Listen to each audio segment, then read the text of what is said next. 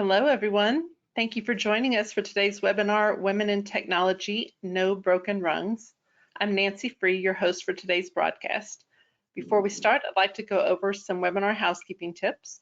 Everyone is currently on mute and will remain so throughout the recording. Please use the chat to inform us of any audio or technical issues. If you experience sound issues, we do recommend calling in by a phone instead of using your computer's audio. Throughout the webinar, please use the question feature to ask about any of the topics being discussed. Today's webinar is being recorded, and a link to the recording will be sent to all registrants and attendees post-event. And as a reminder, we are raffling off 3 Spa Finder gift cards for $150 at the end of today's webinar. To win, you must be present for the duration of the broadcast, and the winners will be announced after our panel of some of our fearless leaders at Armor, fearless female leaders at Armor. I should make that distinction as well. I'll kick off our introductions with a little bit about myself. Again, I'm Nancy Free. I'm the Chief Compliance and Data Privacy Officer at Armor. I've been working in cybersecurity, technology, assurance, and privacy for more than 25 years, and I'm an active member in the cyber community, serving as a board member for the North Texas ISSA and directing the cyber-wide special interest group. With me today is Cheryl Gant. Cheryl, why don't you introduce yourself? Hi, everyone, and welcome. My name is Cheryl Gant. I manage the Scrum Master team here at Armor. I've been in the IT industry for about 20 years and been with Armor for a little over 7 years. I just hit my 7-year mark. I do manage the Scrum Master team. As I mentioned, we are responsible for the software delivery lifecycle of Agile development. So welcome. Fantastic. And also with us today is Marie Garcia. Marie. Hi, Marie Garcia. I'm the Director of Governance, Risk, and Compliance at Armor. I've been in the industry before it was even security, so for quite a while. And I'm a Deputy Director for the Cyber-wide Special Interest Group under ISSA. Fantastic. And Christine Gassman. Hello and welcome, everyone. Thank you for joining us. As Nancy mentioned, my name is Christine Gassman, and I'm the Director of Global Channel Engagement at Armor. What that means is, I've been in the industry for 15 years, the IT channel, fostering partnerships. And that's exactly what that global channel engagement is, really getting face-to-face with our partners in the IT community. I'm actively involved with CompTIA, which is a nonprofit industry IT organization offering interest groups such as advancing women in technology and diversity and inclusion, which you'll learn a little bit more about later. We'll share some resources around that. But thank you for joining us, and I'm excited to chat with you all. Great. Well, if we'll look at our agenda slide, today we're going to be talking about the glass ceiling versus the broken rung, promoting equity, diversity, and inclusion within your organization, and career growth and advocacy, followed by a live QA session with some of our favorite resources and organizations to join. So let's just dive right in. And I'm going to look at different slides. Okay, here we go. The glass ceiling versus the broken rung. I love the first part of this quote, and I'm going to read it out here. Conventional wisdom says that women hit a glass ceiling as they advance that prevents them from reaching senior leadership positions. In reality, the biggest obstacle that women face is that first step up to management, or the broken rung. So I'll ask you all, looking back over the early parts of your career, do you feel like you were stuck at the entry level for longer than you should have been? And if so, do you think that was due to a broken rung in the corporate ladder? Christine, why don't you give us your thoughts? Yes, happy to take that one first. So I did have an experience in this realm. Very early on in my career, I was working for a technology company. I was continuing to take on more and more responsibility, started an entry-level role, taking on more and more responsibility, and also indirectly managing other individuals. So I was responsible for other employees, but without a management title. So it was early on my career. I was hungry, I was aggressive, and I continued to take on more and more without any advancement opportunity, without that management title. And I, again, wanting to absorb as much experience, knowledge as I could so early on, I kept taking on more and more, asking for, the opportunity for advancement and just not getting it. Again, it was an entry-level job to start. It was very early in my career, and I didn't know of the resources that are available, which we'll discuss in this webinar. But ultimately, I ended up having to leave the organization in order to advance my career. And it wasn't just me taking on more and more responsibility myself and indirectly managing people without that opportunity for advancement. I was also taking more responsibility for people who were in positions of management and taking on more and more. And again, it was challenging. And what I know now and the additional years experience that I have and these groups that I'm a part of, I would have handled things a lot differently then. But again, it was very early on. Oh, I agree. I look at some of the people that I have met in my career and some of the things that I learned at those organizations and think, God, I wish that those people were around. Early on in my career, I actually, looking at this question, went back to my resume to see how long it took me to kind of get into that initial role.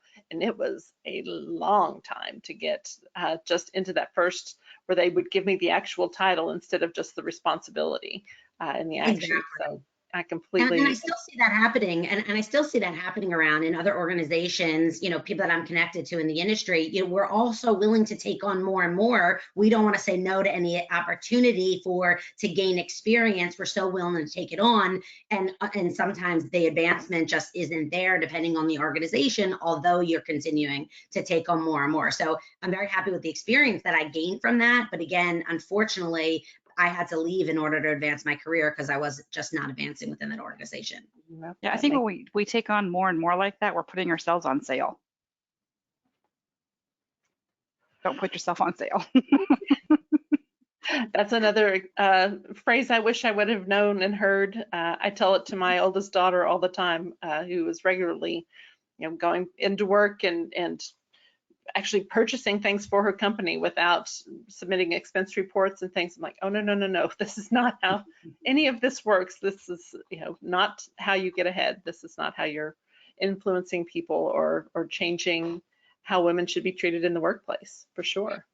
And it's a tough line to draw because we don't want to say no to any opportunities. I'm a big advocate for saying yes to opportunities, learning more, experiencing different areas within your organization, stepping outside of your comfort zone and what you have direct experience in. But you also have to make sure that it's in your best interest of your plan for yourself, and that it's going to ultimately accomplish what you want to accomplish. So unfortunately, it's a tough line to draw. Yeah, it's fuzzy. I think also, if I think back over my career, especially at the beginning, I didn't know what opportunities were available for me. So if you don't have anyone there to kind of advocate for you, and you're doing your work, you're just doing what you're supposed to do, and they ask you, can we add this onto your plate? Oh sure. They're seeing my value, but yet they're not. They're adding more to your plate, but they're not giving you the title to go with that. And so not having other women in the room to help advocate for you, you just start taking that on, and it just piles on, and then you get burnt out and you get frustrated. And to Christine's point, you have to leave to find that get the title that you're looking for, or the recognition you deserve. Title and pay, the equity part. Well, and that's actually a great segue, Cheryl. So if you look at the next slide, looking at the numbers, the representation in the corporate pipeline by gender and race, I don't think anyone's going to be surprised by who holds the overwhelming majority of the leadership roles, but it's the representation of women of color, even specifically, that compared to white employees and men of color at every level in the corporate pipeline, that's super alarming. I mean, these slides are very, very telling, and leaves women of color severely underrepresented at the top. So for women who do move into those leadership roles, their day-to-day experiences are often more burdensome than their male counterparts. Compared to the entry-level women, they are more than twice as likely to say that they are the only or one of the only women in the room at work. They also are much more likely to face microaggressions that challenge their competence, such as being interrupted, hearing comments on their emotional state, or having their judgment questioned. And I don't even think that's just in corporate America. I mean, that goes all the way up to the Supreme Court. There's some fantastic things you can hear about the challenges that the women in the Supreme Court have had with just being heard and listened to. So it's really rampant everywhere that women are working. Men do face these challenges. I'm not going to say that they don't, but I do think they face them much more rarely and don't face them at greater rates as they gain more seniority. Why do you suppose that is, Cheryl? Well, I think it's a couple of things, honestly. I feel like it's part of it is the worldview of women's place in society. Women have their role, and that's been since our forefathers. That's been, for as long as we know. So I've definitely been the only, there's the case of the onlys. We've been the only women in the room. I've been the only Black woman in the room. And I've also been on the receiving end of, microaggressions. Like, Cheryl, can you, do you mind taking notes? Can you take the notes for this call, the minutes, or can you go ahead and schedule that meeting? So I think it's just the worldview of women's place in society, but then also men have traditionally held all the power. They've had all the seats at the table, and as they get, to your point, they are targets of microaggressions, but as they get promoted and climb the ladder through the ranks, then they're in that position of power, so they get to choose who to promote, who to hire, who to put in those other seats at the table. So I really feel like it boils down to those two things. And there's this there's a quote that I wanted to call out that I heard from a woman named, Stephanie Foster of Women Driving Innovation. And she says, the only women in the room are making room for more. So it's, if we're not if we don't have that seat, that open seat at the table for women, then who's making that room for us? So I just feel like it goes back to the power structure and the societal norms that have been created over time. Absolutely. I'm looking at some of the comments that are coming in. One says, Lord, if I had $1 for every time someone asked me to take the notes or check everyone's schedule. And that one said that they've trained 4 managers, but never were deemed worthy of being a manager themselves. So yeah, we hear you. We totally understand where you're coming from. Right, well, let's see. So with that, let's maybe move to our first polling question. Let's see if that comes up. All right. So the question is, how likely are you to join and participate in an internal advocacy group? So are you already a member? You'd like to join if you had a group at your work, you like the idea, but you're afraid of how it might impact your work, or you're not likely, you're good for now. So we'll just take a few minutes to see kind of how that shakes out for everyone. I can answer for myself. I'm already a member.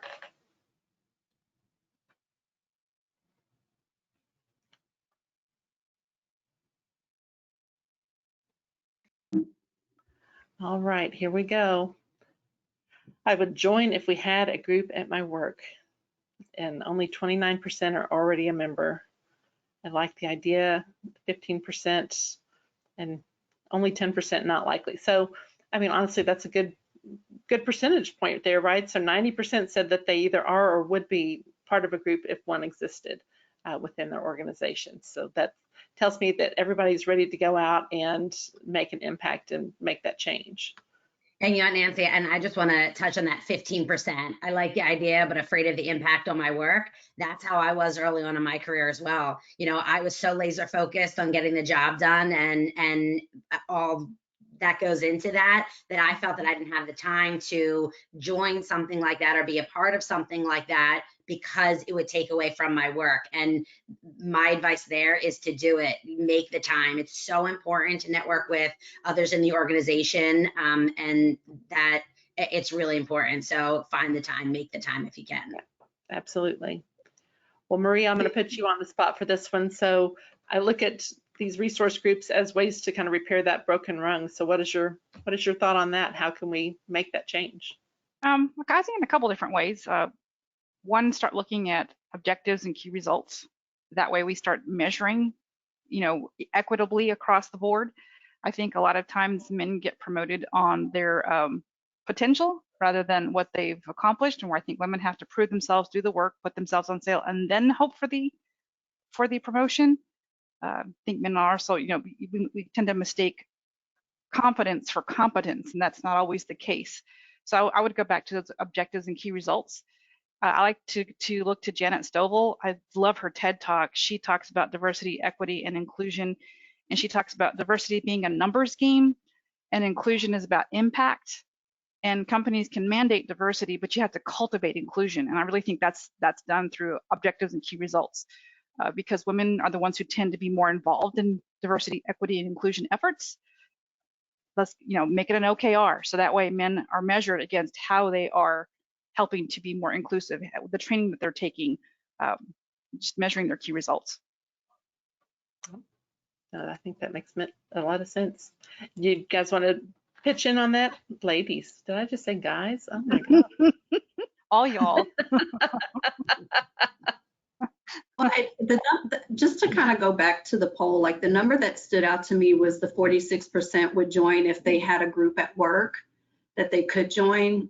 So that there's a huge opportunity there. Yeah. And I feel like, if we can start these resource groups, and I know we're going to get to this a little bit later, but it sounds like that is really a big opportunity to start having the conversations and start creating and building these own groups at your company, at the corporate level. And participation in those groups can be part of the OKR, that objective and key result, right. That measurable, hey, are you participating? How are you making an impact on cultivating inclusion and equity? Yeah. Yeah. Looking at some of the comments on this slide too, I'm zeroed in kind of on offering the flexible scheduling, which I think we're all getting a lot more of now that we've been going through COVID forever, and more and more companies, I know Armor included, are going to that remote first option where you're having a bit more flexibility in your schedule and the ability to work remotely. One of the other comments that one of our attendees made was that they stay with the company despite microaggressions and various challenges there because they have a special needs kid and that the schedule needs to work out. So I think the more that companies can really offer that flexibility, that's going to help a lot of women stay in the workforce. I know with COVID, women were leaving the workforce in record numbers, and it's really kind of setting us back within lots of industries. So that would be the one recommendation. I see a lot of men in our attendee list too, so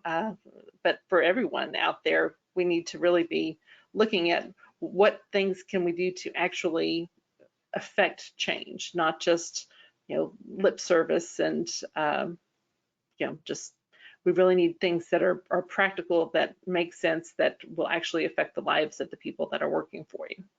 And that's good for business. Yeah. Because that cultivates a psychologically safe space. That way innovation can thrive. So, I mean, it makes good business sense to do so. Yeah.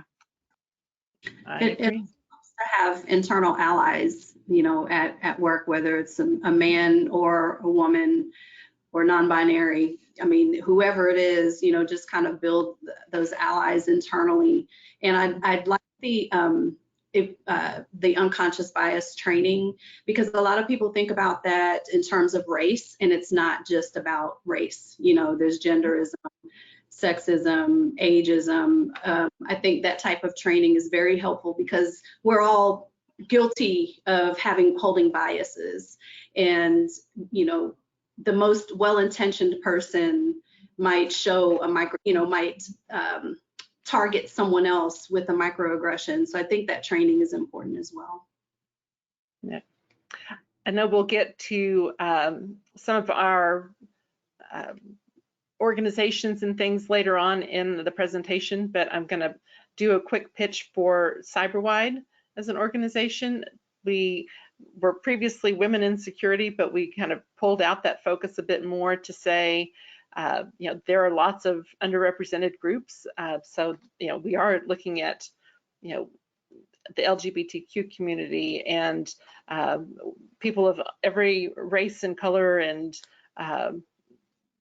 just Neurodiversity. there's a long list, honestly. Yeah. Yes, neurodiverse. Thank you. That's for whatever reason. Maybe it's my own neurodiversity that prevents the word neurodiverse from coming to my brain. But yes, I mean it's a matter of offering that education and having those courageous conversations around all different types of diverse groups and how do you help them proceed further in their career.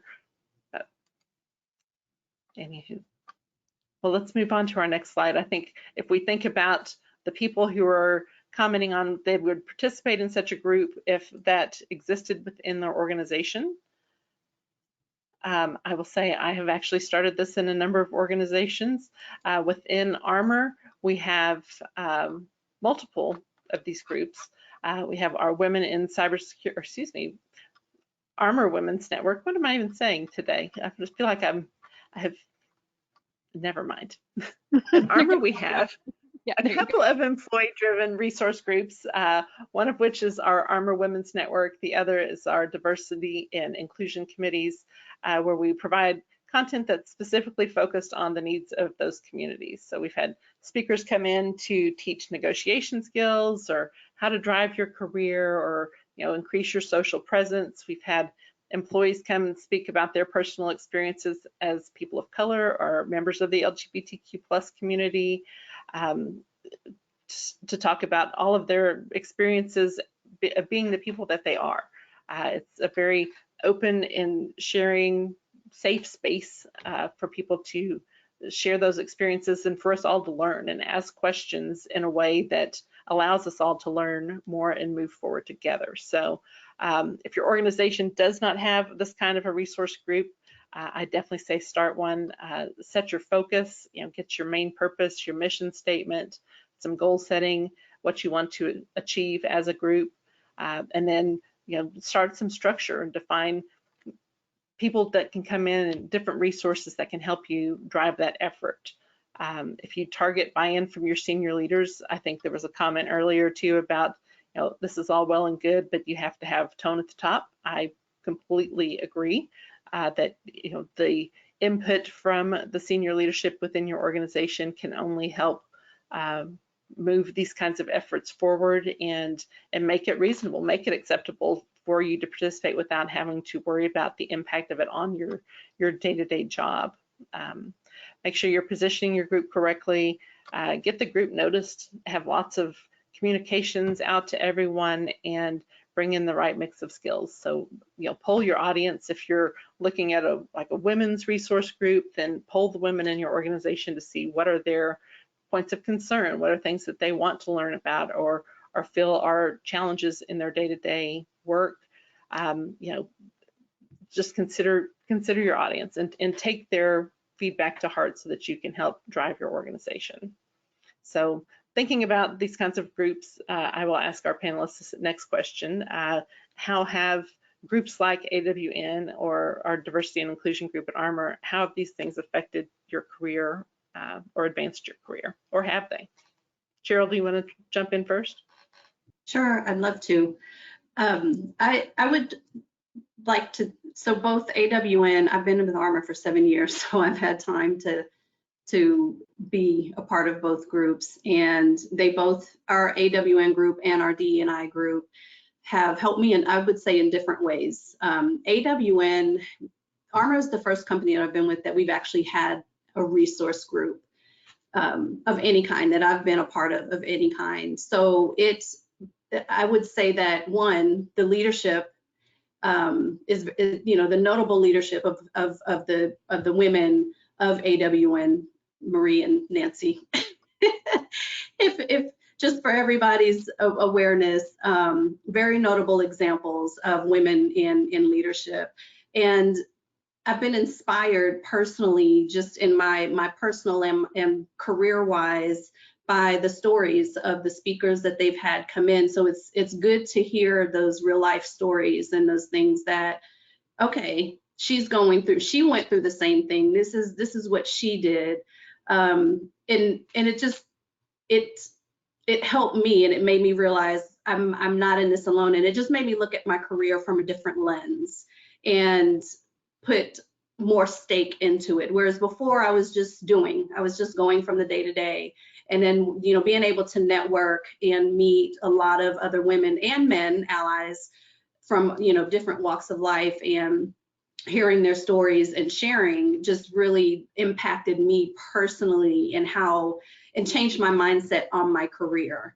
I no longer felt invisible. Like, that's one of the things that I've always felt as a Black woman, being the only woman and the only Black woman in a meeting or in a room. I've a lot of times felt invisible in a male-dominated industry. So, going back to Cheryl, can you take those notes, or can you get that meeting set up and on the schedule? I'm like, I'm not an admin. I'm actually, I'm actually doing some other work too. Not that an admin position is, not a great position. It's just that's not my role, and I'm not here. And any one of us in this room can take the notes. So I think that AW1 helped me in that way, and helped me to be able to speak up and more take advantage of or take control of my career and where I wanted to go.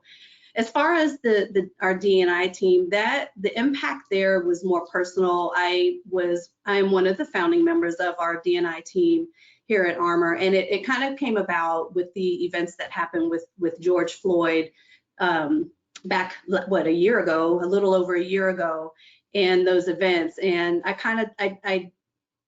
say that maybe AW1 gave me my voice, but I felt like I had to speak up. So there was some courage there that it took for me to speak up and speak out of,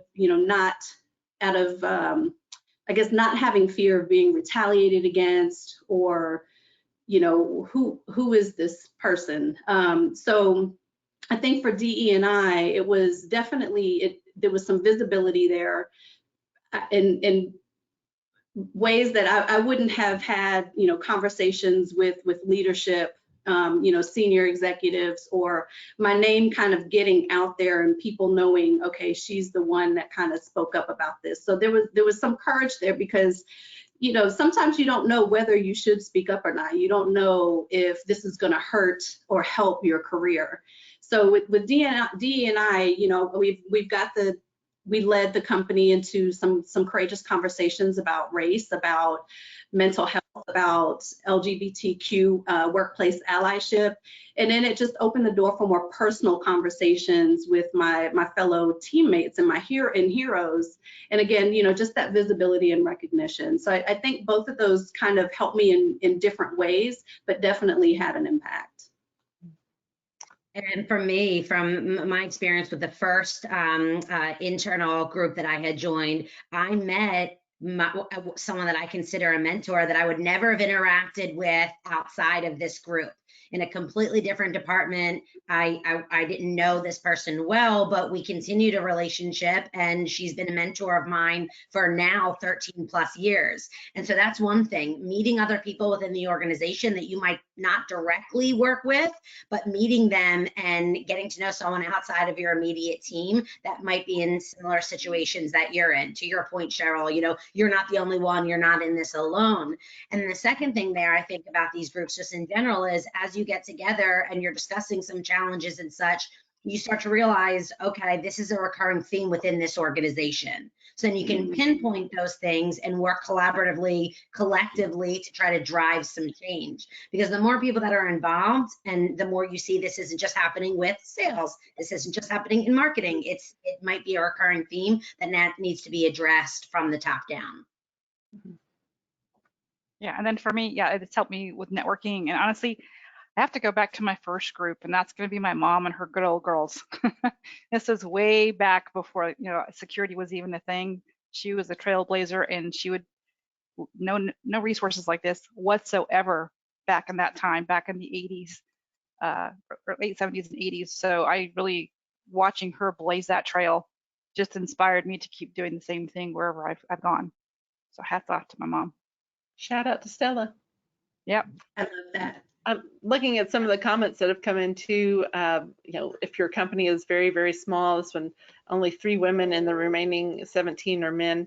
You know, one of the programs that we had within our AWN group was called the Lunch Lotto, where you would, you know, get the participants together and maybe pick a group of 4 people that just at random and send those 4 people out to lunch. We even through the pandemic, we're doing some of this over, you know, virtual, where you can just bring your lunch to your desk and have conversations, but it allowed you to kind of get one-on-one time with other people within your organization. If you were doing it with just the 3 other women in your office, at least then you know, you're forming that bond and you're helping understand each other and support one another. I think that's a great thing too. Another comment about, you know, as soon as one raises a hand to ask, then they're considered not a team player. I would disagree with that wholeheartedly. I think that, you know, there's always the 100 ways that you can say something, but I think if you approach it with earnest and say, you know, I recognize that there's some challenges that we're facing and would love to, you know, lead an organization or help start to found an organization so we can all, you know, come together and, you know, discuss our challenges and ways to improve our working environment and improve the way that we are working together, because I think that's going to help us, you know, open up lines of communication. It will help us improve efficiency. If you haven't read Speed of Trust, go read that, because that is a fact-based thing where you can really see in an organization when you have those relationships built and feel that support from your coworkers, just how much faster and more efficiently your company's going to run. So definitely don't be afraid to ask. Use your words, get out there and be strong. It's good for business. That's my advice. It's good for business. That's hard to argue with. Yeah. You know, you're innovative. You know, it's a psychologically safe space to allow innovation to grow. So that's super hard to argue with. So just, yeah, presentation's key. Yep. All right. I think, are we up to our next polling question? Mm-hmm. All righty. What's most important to you on your career path? Understanding my end goal and steps to achieve it, building a solid network of like-minded professionals, advancing my skill set in education, or giving back and mentoring others.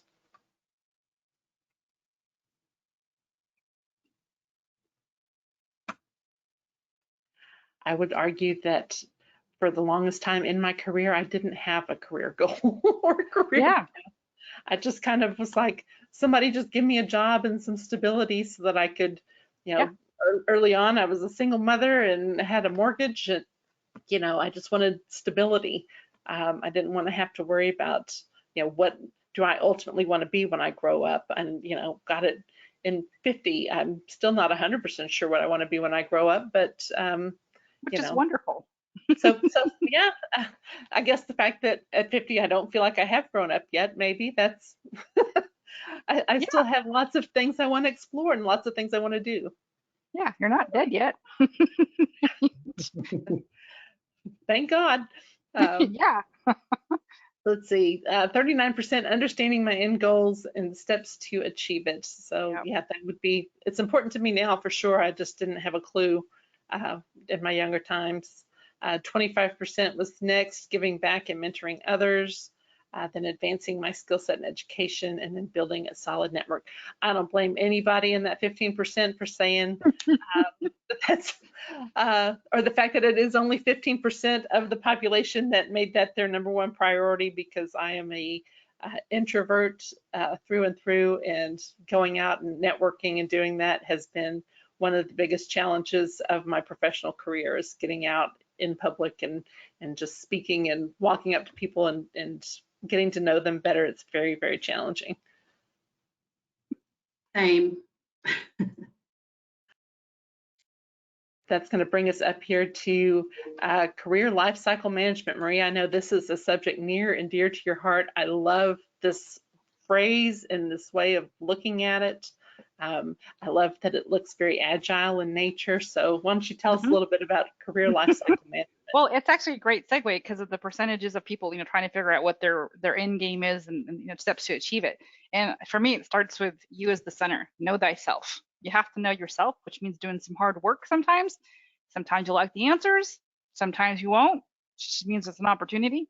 And it's just, what is the vision for your career? And you're allowed to change the vision. Just, what's the vision for your career? And kind of try to build that roadmap.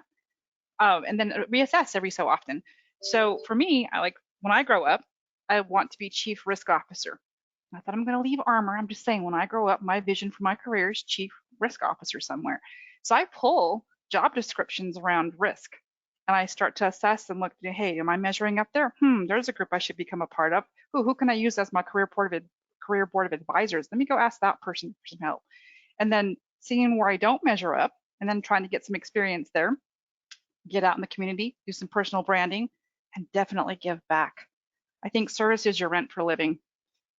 So it's just this constant coming back around and assessing, seeing how things are going. And if maybe I don't want to be a chief risk officer somewhere, I give myself the permission to pivot, but at least assess annually. It sounds like a control, at least annually assess, an audit, where you're going, how you feel.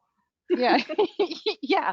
And then to Cheryl's point before, using that agile methodology, see how it works. Is this going to work for the next couple of weeks? I do that with designing my morning. I want my ideal morning to be this. I wake up at 4 o'clock, I exercise, I study, and I meditate. But I see what's working, and I see myself getting there. I'm like, oops, scrap that. So give yourself room to pivot. Don't lock yourself in. Be kind to yourself, but also hold the bar high for yourself. Look at what's out there. Go do the work. Go get, go find the training. There's tons of free stuff out there. You got to look. But yeah, it's just near and dear to my heart, man. Just you are the product. You have to cultivate that. Build it up. No one will advocate for you more than you.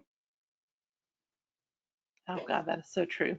I love that concept too about I've never looked at myself as necessarily the product of, but that's when you're going on interviews, they're looking to see, where are they going to spend their money? How is that resource going to help the organization best? And from that perspective, yeah, you are a product, and how can you put yourself out there and do the best things for your career? Your value proposition. What value do I bring? And that's going back to know thyself.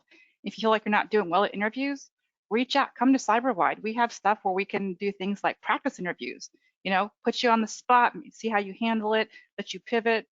There's just practice. I'll say I was at a conference in Colorado recently, and they had a whole session where all the attendees could go in and meet with students that were attending and walk them through their resume and tell them, okay, this is good. This is what, what this means when I read X on your resume, and how does that play out to hiring managers, ways that they can change it. And I loved that part of it, just being able to go up, and I'm an editor at heart. I can't tell you how many resumes I've edited for people over the course of my career. The one that I loved the most was the guy who said he was in charge of Spain.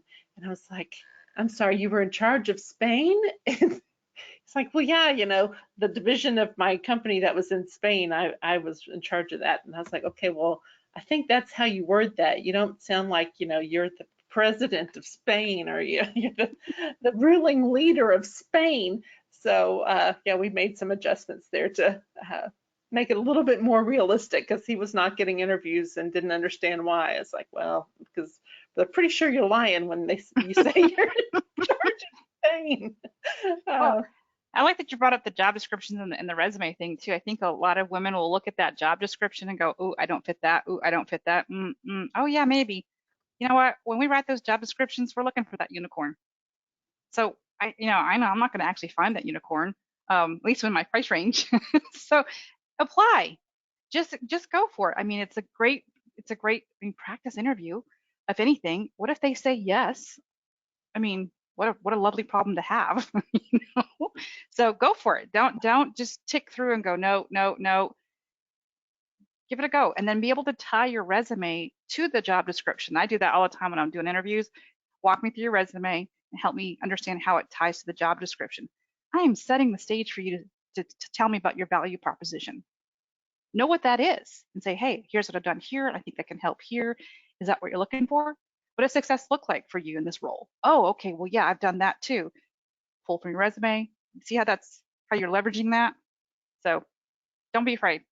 Go for it. And to your point, don't be afraid, right? I never thought about a career life cycle management in this way, actually pathing out your career. And just one opportunity or one way to do that is, a vision board, right? Just to create a career vision board and talk about all these things that are on the slide. How do you want to enhance your performance? What pathways do you want to do? What promotion, what do you envision as, leadership and where you're going to next? So I am a true believer of vision boards. I feel like when you write it down and you put it in the universe, it magically happens. But you have to believe and you have to take the steps to do it. So a vision board is a good way to do that. If you're thinking about, I don't know how to path out, create a career life cycle, like how do I do that? A vision board is one way to do it. And then when you're doing things throughout your day, your week, or your month, just ask yourself, okay, am I doing things that align with this? Mm-hmm. And if you're not, then maybe you need to change the vision board, because maybe you're identifying something that you actually really are passionate about but didn't put on the board. Or this is just a distraction. I need to let that go so I can come back to center and work on my vision board. I love that. Making the choice with the activities that you do to say, is this the person that I want to be, or the person that I'm trying to become? And if it's not, scrap it and make a change. And if you're not, be kind to yourself. We tend to go, yes, you didn't do that. You know what? Just go, oh, hey, you didn't do that. I wonder why. Be curious. Just be kind to yourself, because we are best at being the hardest on ourselves. Well, and that Marie, what you just said about being the hardest on ourselves, and specifically with resumes, Nancy, I'm glad you brought that up, and I love that you have given resume advice, right? And changing, editing resumes. That's one of the things that I've asked for help with from my mentor and the groups that I've been a part of, because it's so difficult for me to write down on paper where I've excelled and my experience. It's so hard for me to be able to tout my experience. So I look to advice from my mentor to look over my resume and do it for me, right? Because that's a challenge that I have that I'm continuously trying to work on. But that's just leads back to the importance of being parts of these groups and having a mentor and a board of advisors to not just specifically with a resume, but just in general, learn how to better share your value proposition, as you had said, Marie. Yeah, and it kind of goes back to what you mentioned, Nancy, the guy in the group that was like, yeah, I'm over Spain. Mm-hmm. we as women would never say that. No. I don't think I would ever say, and we're slow to give ourselves credit.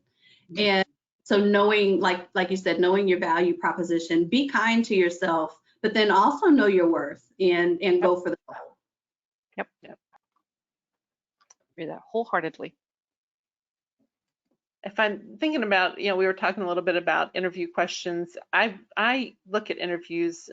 When I go in for an interview, I presume that I already know that I can do the job, because if I didn't feel like I could do it, I would not have applied for it to start with. So I use an interview as an opportunity to, really interview the company and the manager or the supervisor I'd be working for, to know, what is that going to do for me? How is this going to either help me meet those goals? I don't have a vision board, but if you could see my whiteboard here, it's big and it's full of it. But I like the idea of using those interview times to ask those questions and know what I'm getting into within an organization. So, I'll ask, maybe what do you do outside of work? And if they tell me, oh, I'm never outside of work, well then, odds are I don't want to work there, because I don't want to live my life at work. Or, I've asked companies, what do you think of your compliance team? And if they tell me that they love them, that tells me that they're not accustomed to,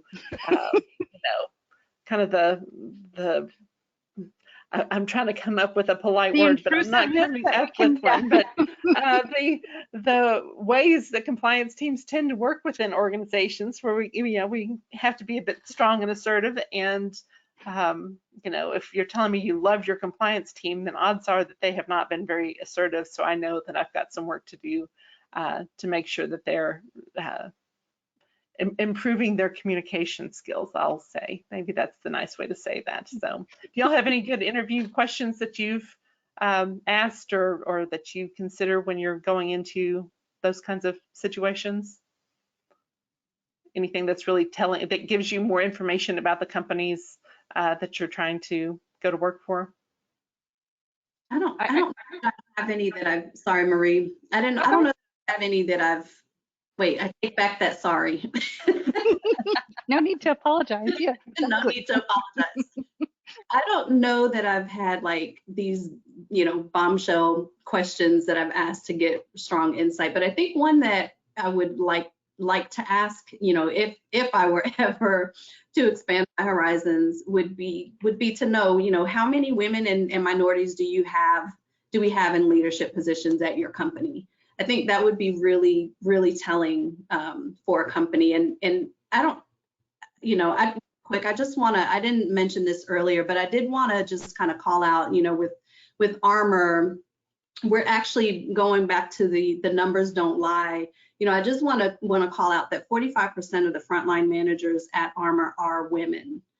And then as far as in 2021, the women in leadership positions, we have 33%, which is higher than what the stats presented on the slides that we showed earlier. So I feel like Armor is a pretty decent representation, but if I were to decide to expand my wings and go someplace else, that would definitely be a question I would ask of that hiring manager. Ask him if it's an OKR. That'll let you know if it's really a top level. What are the metrics on that? Because it's one thing to say something, but what are the metrics? Show me. Yeah.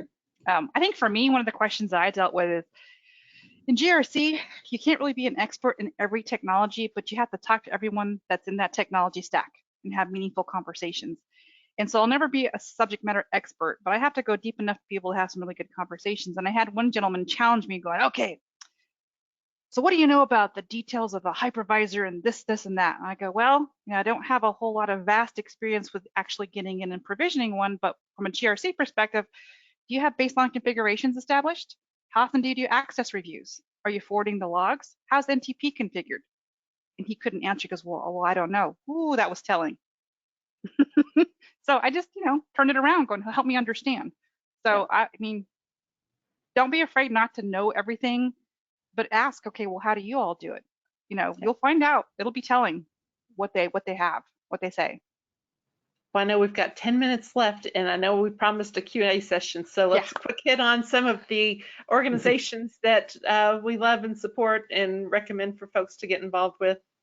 I will say I love WISIS. That was the conference that I attended in Denver recently, and DFW, ATW. I've gone to a couple times and heard some truly amazing speakers who are just doing some great things with their careers. And if you really need inspiration, that's a good one to go to too.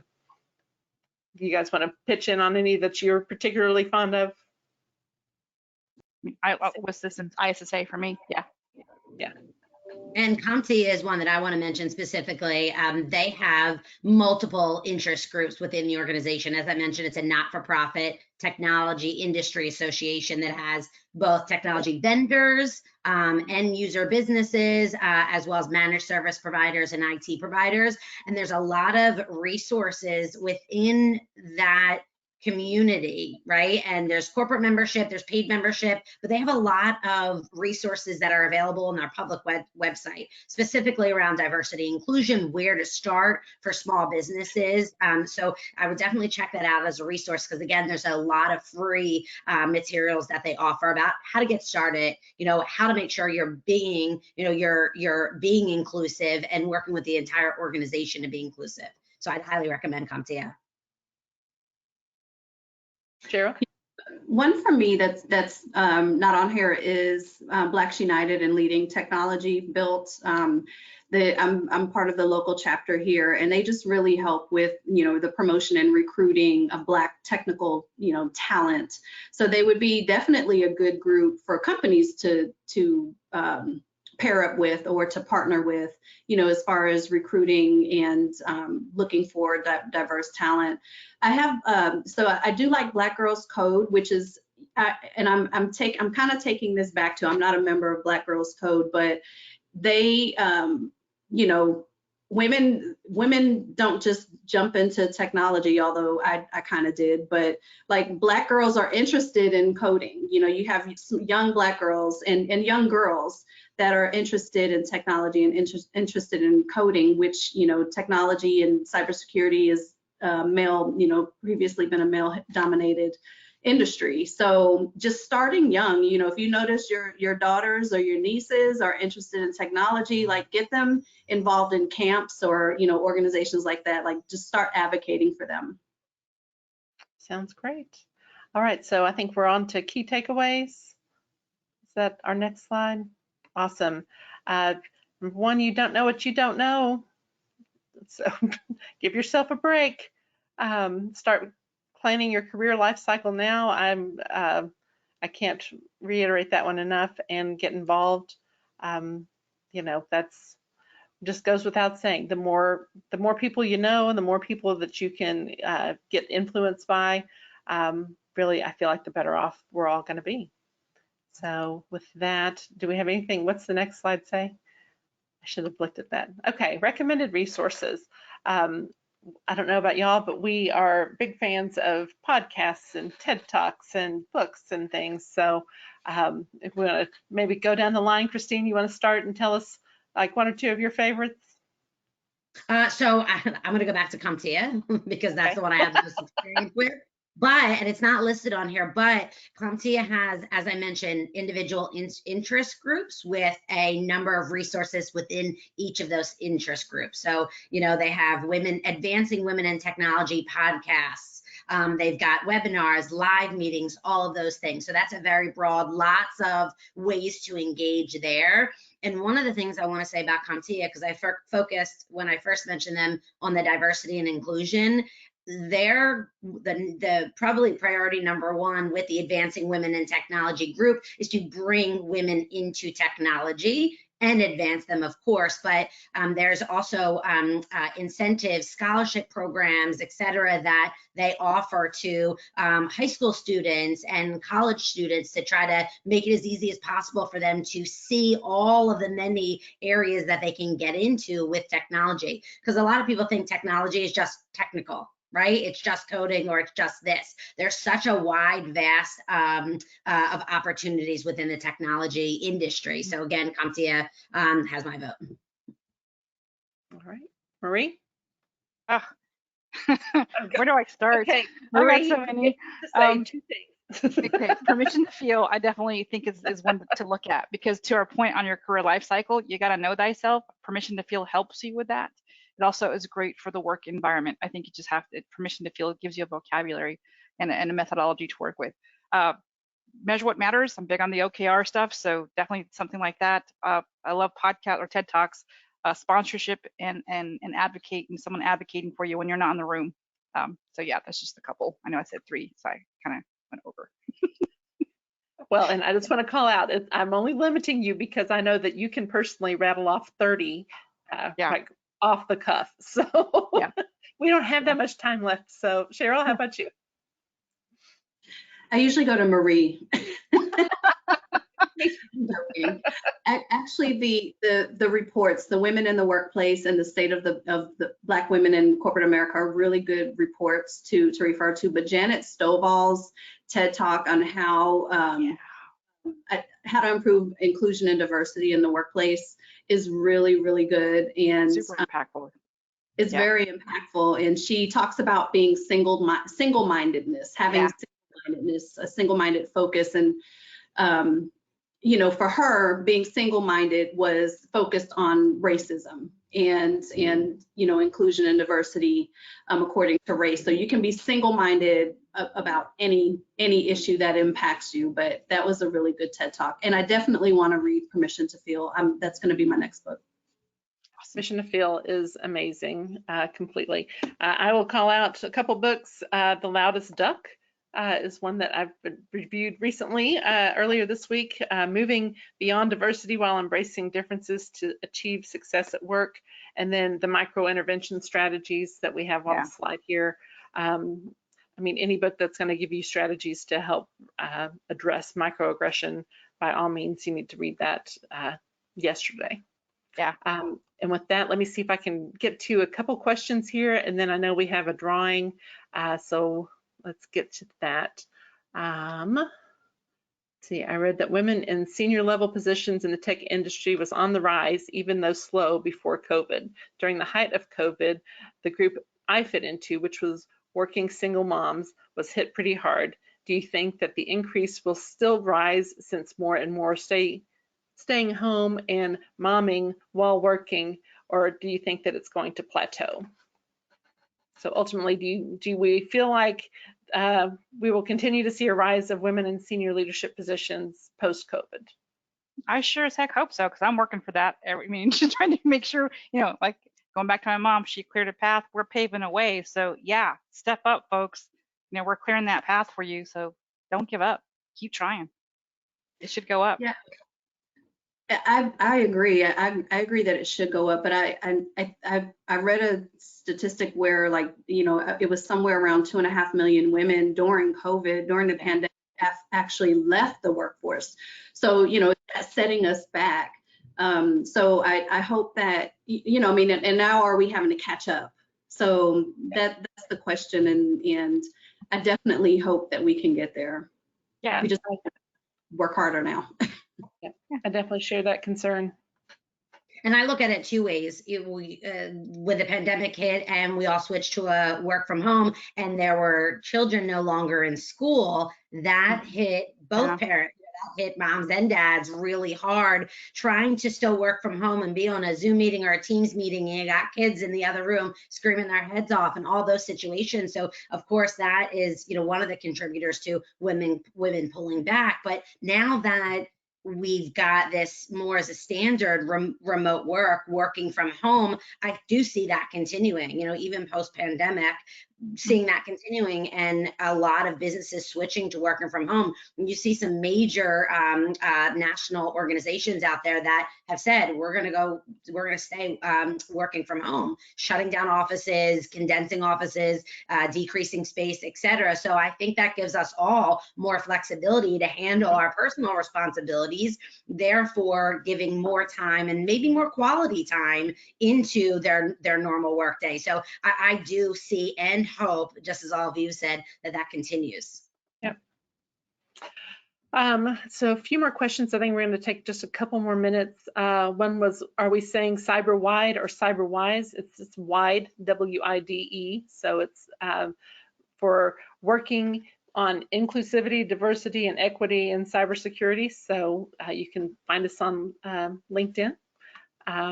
Here's another question about, this was an interview question that somebody liked to ask. What is your disaster? How did you handle it? Because the narrative tells more than the story itself. I love that. Completely agree with that. And let's see, I thought I saw one more up higher. I'm one of 5 in our company and the only female. Are there resources that will do training on some of these topics? Absolutely. I think some of the organizations that we've mentioned will have sessions that you can look into. I'll say CompTIA because it sounds like there's plenty of things there too. You can find a lot on LinkedIn in their training section. If you are, I don't remember, is it a Premier member that you have to be? I think it's like $30 a month or something. But there's some fantastic training in there. Are there any other training sections that or websites or things that you might consider to direct people to? Anybody? SANS.org. Sans has a lot of great webinars and whatnot. I mean, there's just a plethora of things. Just Amazon will even do free stuff. I mean, there's just, yeah, you just got to look or reach out to one of us. Yeah. Offline. I'll add to the North Texas ISSA is having a cybersecurity conference in November. I think it's November 12th. So definitely look into that. There's going to be all kinds of people there in person. You'll give you a chance to meet and mingle and get some of those questions answered too. I think that may be it. So with that, let me thank all of my fabulous panelists here today. I cannot tell you how wonderful it is to work with all of you, and appreciate all the time and effort that you put into the webinar today. In terms of our Spa Finder gift card winners, we have Veronica Torres, Linda, I'm so sorry, Schuleter, Schlueter, I apologize. That's what you get when your last name is free. Everything else is much more difficult. And then Brooke Kennedy. So Veronica, Linda, and Brooke, congratulations on your Spa Finder gift cards. And with that, I think we'll close our session for today. Thank you all for joining, and we'll talk to you soon. Thank you. Thank you. Bye.